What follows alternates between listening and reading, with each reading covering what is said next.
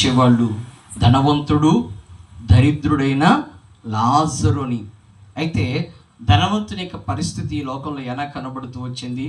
ఏమి తిందుమా, ఏమి త్రాగుదుమా, ఏమి ధరించుకుందుమా? విస్తారమైన సంపద, విస్తారమైన ఆస్తి, విస్తారమైనటువంటి ధాన్యం నీ కొరకు సమకూర్చబడింది. ప్రాణమా తిను, త్రాగు, సుఖించు, ఎంజాయ్ చెయ్యి అని చెప్తూ వచ్చి.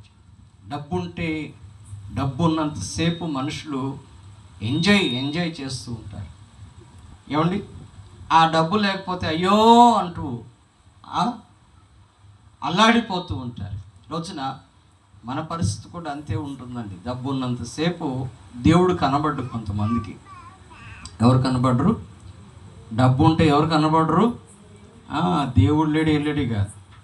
ఇక డబ్బు కనబడలేదు అనుకోండి, అప్పుడు కనిపిస్తాడు దేవుడు. హల్లెలూయా. ధనవంతుడి పరిస్థితి